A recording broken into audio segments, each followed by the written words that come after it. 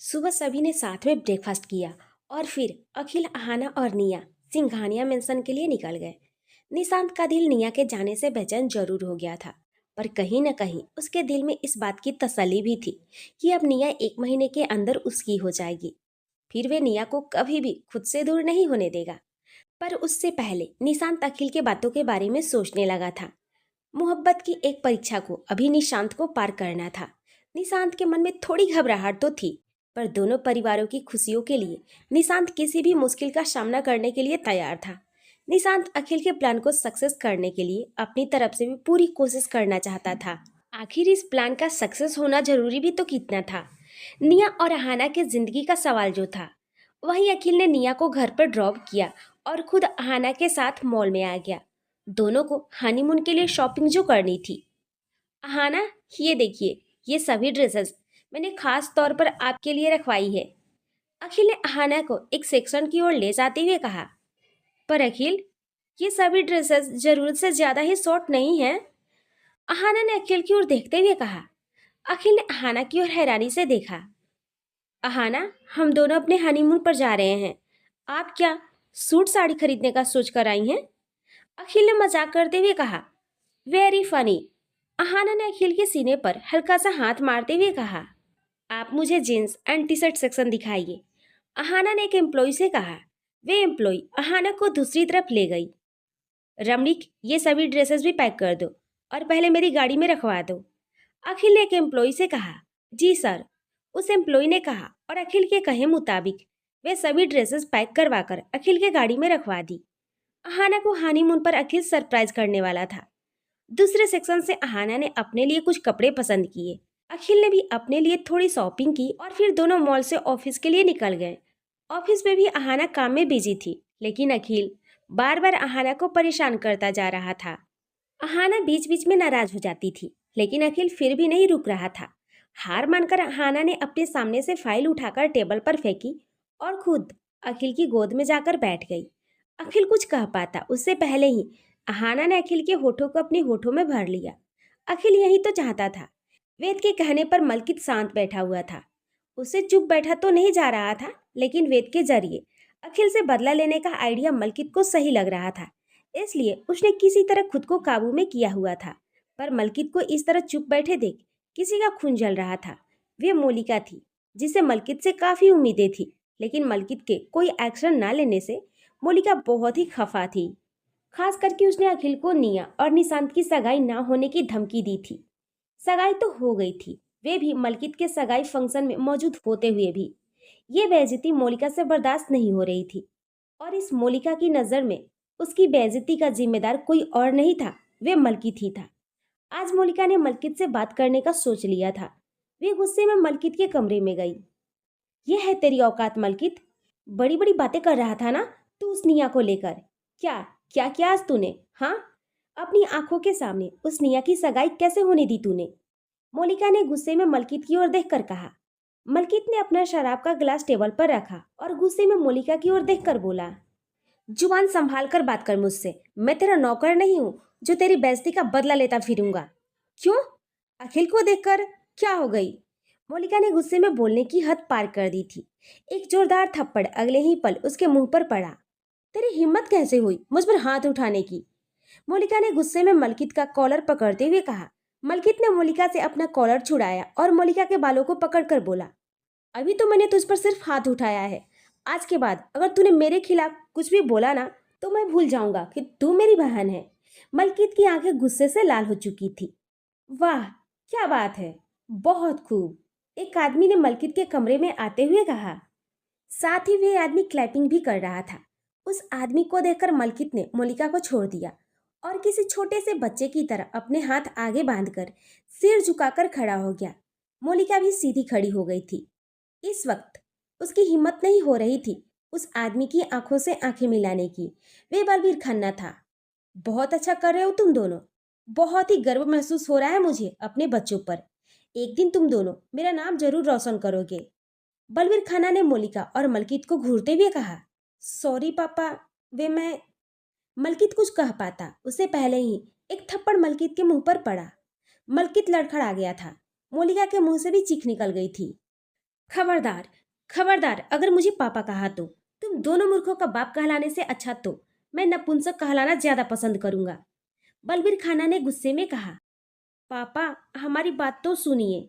मोलिका ने कुछ कहने की कोशिश की, लेकिन उससे पहले ही बलबीर खाना ने अपनी उंगली मोलिका के सामने की और बोले, चुप, एकदम चुप। तुम कुछ नहीं कहोगी। अगर एक शब्द भी तुम्हारे मुंह से निकला तो मैं भूल जाऊंगा कि मैं तुम्हारा बाप हूं। मेरे अंदर के शैतान को मत जगाओ। मलकित और मोलिका दोनों ही सिर झुकाए खड़े थे। मलकित का हाथ तो अभी भी अपने गाल पर था, जहां बलबीर खाना की उंगलियों के निशान छप चुके थे। बहुत ही स्मार्ट समझते हो ना तुम लोग खुद को। तुम, बलबीर खाना ने मोलिका की ओर बढ़ते हुए कहा, तुम सरे आम उसकी बहन की सगाई ना होने की धमकी दे आती हो। किस औकात से? आखिर औकात क्या है तुम्हारी उस अखिल के सामने? क्या पावर है तुम्हारी अखिल सिंघानिया के सामने? तुम उसके आगे कहीं भी स्टैंड नहीं करती हो मोलिका। इवन तुम तो अहाना सिंघानिया की जुत्ती के बराबर भी नहीं हो। मलकित की हंसी निकल गई। पापा, मोलिका गुस्से में बोली। सट अप। एक थप्पड़ मोलिका के चेहरे पर भी पड़ा। अगर सच्चाई सुनकर इतना ही गुस्सा आ रहा है ना, तो इस सच्चाई को बदलने की हैसियत रखो, समझी तुम?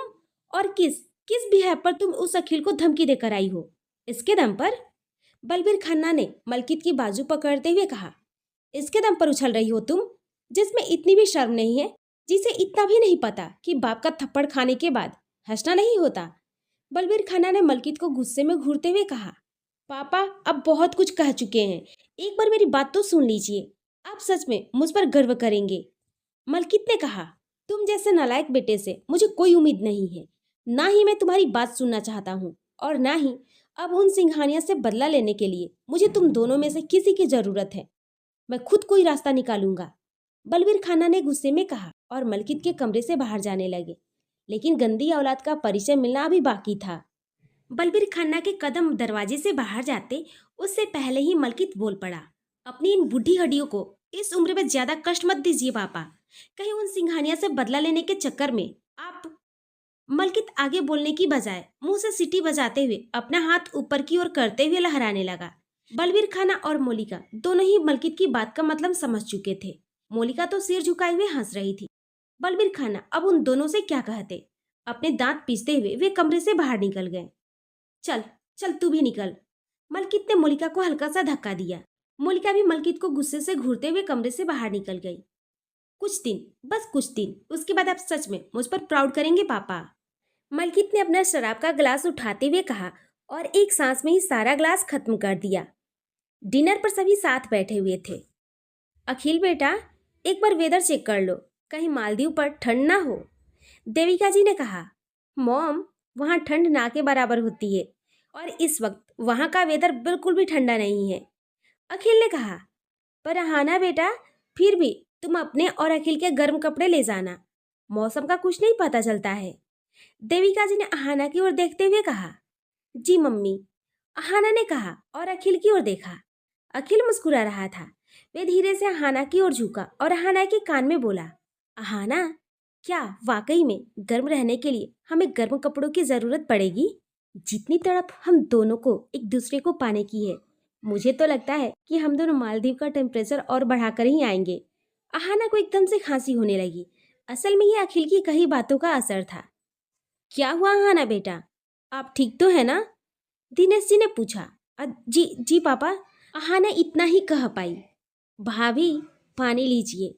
निया ने मुस्कुराते हुए अहाना के आगे पानी का गिलास बढ़ा दिया। निया ने अखिल की बात तो नहीं सुनी थी, लेकिन वे इतना समझ गई थी कि दोनों के बीच कोई रोमांटिक बातें ही चल रही थी। अहाना ने पानी पिया। सभी ने डिनर खत्म किया और अपने अपने रूम में आ गए। निया ने अपने रूम में आते ही निशांत को फोन किया। निशांत ने पहले ही रिंग में फोन उठा लिया। यार निया, इतनी देर, मैं कब से फोन का इंतजार कर रहा था। निशांत ने फोन उठाते ही कहा। निशांत, एकदम से भड़क क्यों जाते हो तुम? मैं डिनर ही तो कर रही थी। निया ने हल्के गुस्से में कहा। कितना डिनर करती हो तुम निया? निशांत ने मुस्कुराते हुए कहा। क्या क्या मतलब? मैं समझी नहीं। निया ने उलझन से निशांत से पूछा।